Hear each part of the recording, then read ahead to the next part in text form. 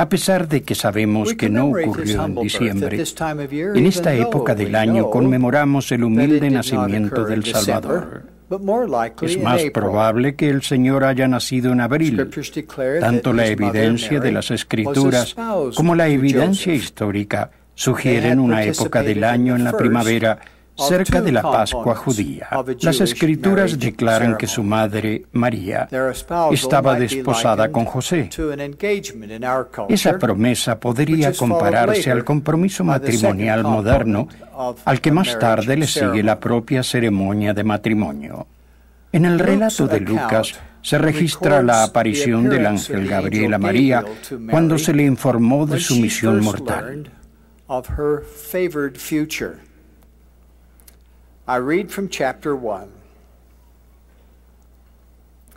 Y entrando el ángel a donde ella estaba, dijo: Salve, muy favorecida, el Señor es contigo, bendita tú entre las mujeres. Entonces el ángel le dijo: María, no temas, porque has hallado gracia delante de Dios. Y he aquí concebirás en tu vientre y darás a luz un hijo, y llamarás su nombre Jesús. Este será grande y será llamado Hijo del Altísimo.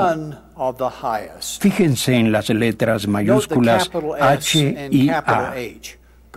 Nuestro Padre Celestial es el Altísimo. Jesús es el Hijo del Altísimo. Entonces María dijo al ángel: ¿Cómo será esto? Porque no conozco varón. Y respondiendo el ángel le dijo: El Espíritu Santo vendrá sobre ti, y el poder del Altísimo te cubrirá con su sombra. Por lo cual también el santo ser que va a nacer será llamado Hijo de Dios.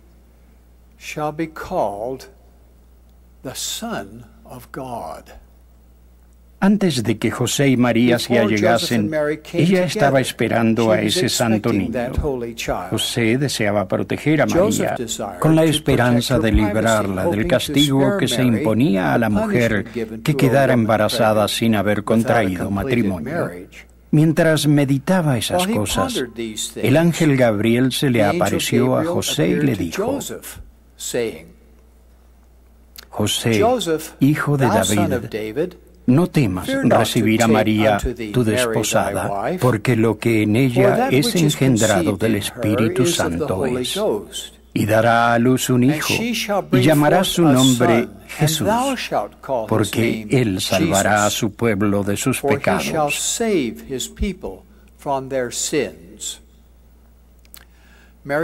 No era necesario que a María y a José se les enseñara el profundo significado del nombre Jesús. La raíz hebrea de la cual deriva Yehoshua o Jehoshua significa Jehová es salvación. De modo que la obra del Señor Dios Jehová, quien pronto se llamaría Jesús, era la salvación. Él llegaría a ser el Salvador del mundo. En el libro de Mormón, primer Nefi, capítulo 11, versículos 16 al 21, leemos una conversación que Nefi tuvo con un ángel que le preguntó: ¿comprendes la condescendencia de Dios? Nefi contestó: sé que ama a sus hijos, sin embargo no sé el significado de todas las cosas. Y me dijo: he aquí la Virgen que tú ves es la madre del Hijo de Dios según la carne.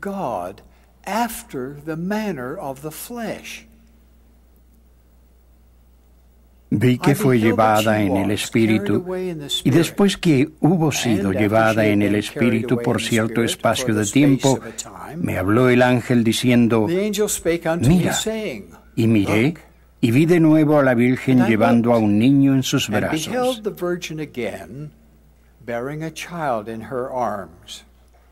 Y el ángel me dijo: he aquí el Cordero de Dios. Sí, el Hijo del Padre Eterno.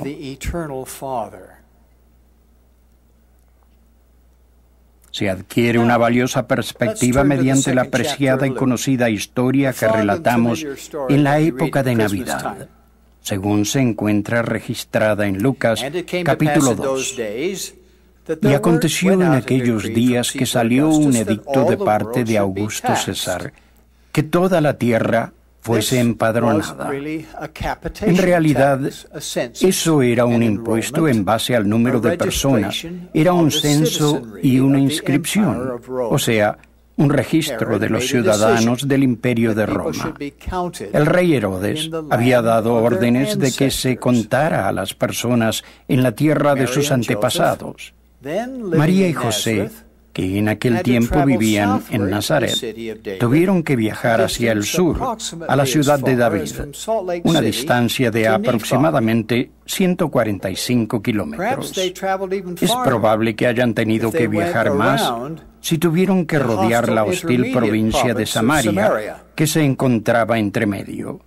Es casi seguro que viajaron con parientes que también habían sido convocados a la tierra de sus antepasados. Sin duda, realizaron ese difícil viaje con sus animales, como perros y burros, y es muy posible que hayan acampado varias noches, ya que el trayecto les habría tomado 3 o 4 días. Cuando llegaron a Belén, llegó el momento del nacimiento del santo niño, y dio a luz a su hijo primogénito, y lo envolvió en pañales, y lo acostó en un pesebre, porque no había lugar para ellos en el mesón. Este versículo encierra gran significado, el cual se realza al conocer una palabra del texto original del Nuevo Testamento griego, así como al entender la cultura de esa época y lugar. El término del cual se tradujo mesón es kataluma.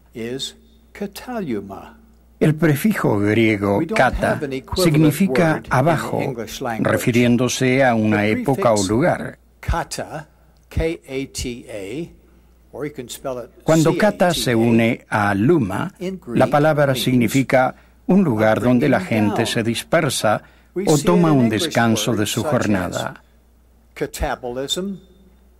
En el Nuevo Testamento griego, la palabra kataluma aparece solo en otros 2 pasajes, pero en cada caso no se tradujo como mesón, sino como aposento.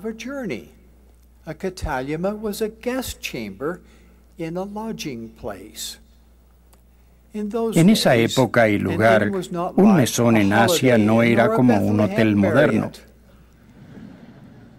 En aquel entonces, un lugar donde hospedarse proporcionaba alojamiento para las caravanas que viajaban, tanto para las personas como para sus animales. Las caravanas se quedaban en lo que en aquel tiempo se conocía y aún se conoce como caravanera o khan. En el diccionario se definen esos términos como una posada en los países orientales o asiáticos que rodea un patio y donde las caravanas descansan por la noche. Ese tipo de instalación tenía por lo general forma rectangular en la que había un patio central para los animales rodeado de cubículos amurallados donde la gente descansaba. Esos cubículos permitían que los huéspedes estuvieran un poco más arriba que los animales, con portales abiertos para que los dueños pudieran vigilarlos.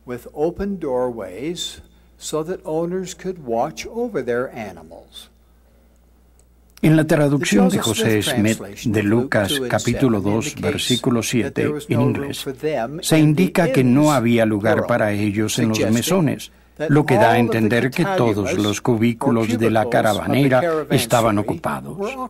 La idea de que los dueños de las posadas eran poco hospitalarios o incluso hostiles probablemente sea incorrecta. Sin duda, la gente de aquella época era, como lo es hoy día, hospitalaria. Eso debe de haber sido así en particular en una época en la que la población normal de Jerusalén y de la ciudad vecina de Belén habría aumentado debido a los muchos familiares de los ciudadanos locales.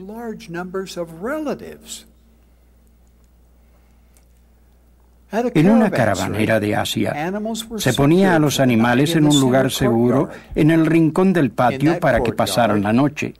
En ese patio habría burros, perros, ovejas, posiblemente camellos y bueyes, junto con el excremento y los olores de todos esos animales.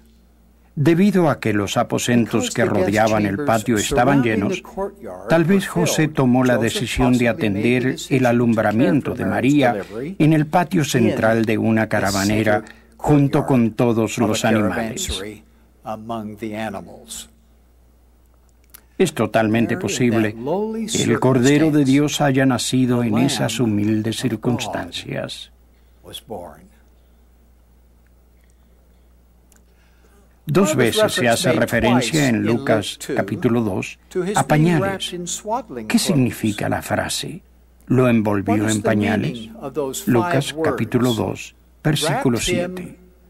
Tengo la impresión de que su significado va más allá del uso de un simple pañal o manta para envolver al niño. En el texto griego del Nuevo Testamento, en vez de las 5 palabras que se usan en el texto en inglés para esa frase, se utiliza solo una. Esa palabra es spargano, un verbo que significa envolver al recién nacido con tiras de una tela especial, las cuales se pasaban de un lado al otro. La tela probablemente llevaba una marca particular de la familia. Ese procedimiento se aplicaba especialmente al nacimiento del hijo primogénito.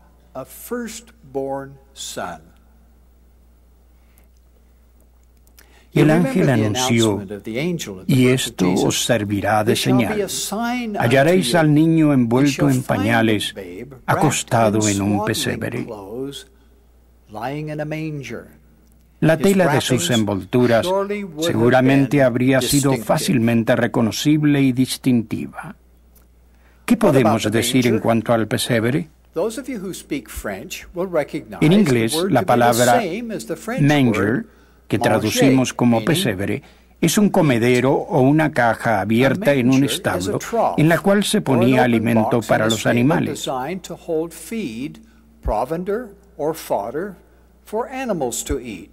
Por estar elevado del piso del patio contaminado, un pesebre era probablemente el lugar más limpio que había disponible. Un comedero como esos se convirtió en una cuna para nuestro Señor. Más importante que el humilde lugar del nacimiento del Salvador es su origen singular. En varios pasajes de las Escrituras se hace la pregunta, ¿y su generación, quién la declarará? Eso significa, ¿quién declarará su genealogía? Hoy, 2000 años más tarde, proclamamos que Jesús el Cristo nació de un Padre inmortal y de una Madre mortal. De su Padre inmortal, Jesús heredó el poder de vivir para siempre. De su Madre mortal, heredó el destino de la muerte física. Jesús reconoció esas realidades, ya que afectaba su propia vida. Nadie me la quita, dijo él, sino que yo la pongo de mí mismo. Tengo poder para ponerla y tengo poder para volverla a tomar. Este mandamiento recibí de mi Padre. Esos singulares atributos de su origen eran esenciales para su misión de expiar los pecados de toda la humanidad. Por lo tanto, Jesús el Cristo nació para morir y después levantarse otra vez a vida eterna. Él murió a fin de que pudiéramos vivir nuevamente. Él nació para que todas las personas pudieran ser aliviadas del aguijón de la muerte y vivir más allá del sepulcro. Su expiación se llevó a cabo en Getsemaní, donde sudó grandes gotas de sangre, y en el Gólgota, o Calvario, donde su cuerpo fue levantado sobre una cruz en el lugar de la calavera, que significaba la muerte. Esa expiación infinita libraría al hombre de la muerte perpetua. La expiación del Salvador hizo que la resurrección fuese una realidad y la vida eterna una posibilidad para todos. Su expiación llegó a ser el acto central de la historia de toda la humanidad. Toda persona que tenga un testimonio del Señor tiene el privilegio, por fe, de saber acerca de su origen divino y de testificar que Jesús es el Hijo del Dios viviente.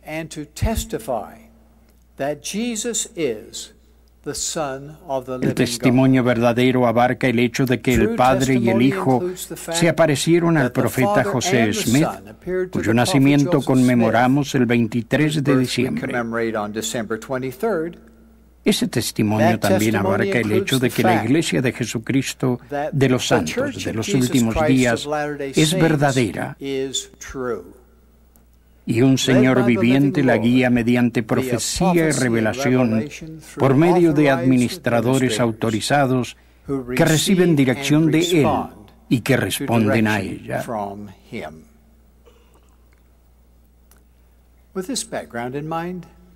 Aún en los tiempos de mayor inquietud de la vida moderna, este conocimiento nos brinda paz y gozo.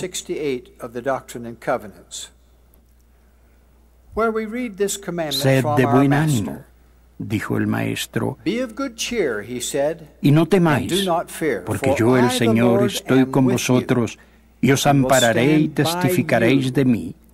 Sí, Jesucristo, que soy el Hijo del Dios viviente, que fui, que soy y que he de venir.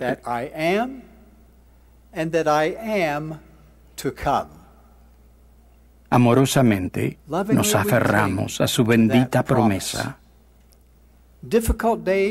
Vendrán días difíciles. El pecado se está extendiendo. Pablo previó que los miembros de la Iglesia soportarían persecución. Así como Jesús descendió debajo de todo a fin de ascender por encima de todas las cosas, Él espera que sigamos su ejemplo.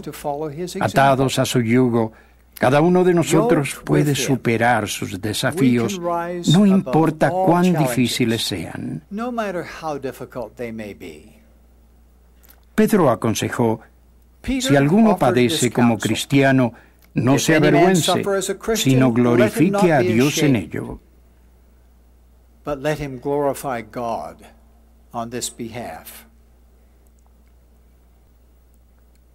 La plenitud del ministerio del Maestro yace en el futuro. Las profecías de su segunda venida aún están por cumplirse. Durante la Navidad, naturalmente, nos enfocamos en su nacimiento y Él volverá a este mundo. Durante su primera venida, Jesús vino casi en secreto. Únicamente algunos mortales supieron de su nacimiento. Durante su segunda venida, la humanidad entera sabrá de su regreso. Entonces vendrá no como hombre que viaja por la tierra, sino que se manifestará la gloria de Jehová y toda la carne juntamente la verá.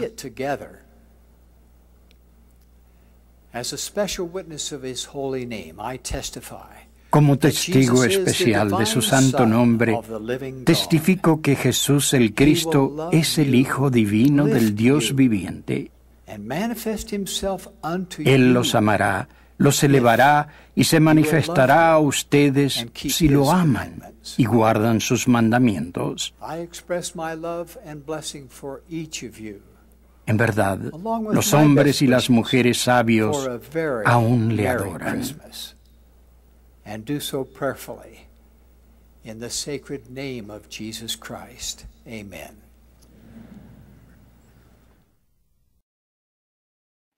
Tomado de un discurso pronunciado en un devocional de la Universidad Brigham Young, el 10 de diciembre de 2002. Para leer el texto completo en inglés, visite speeches.byu.edu.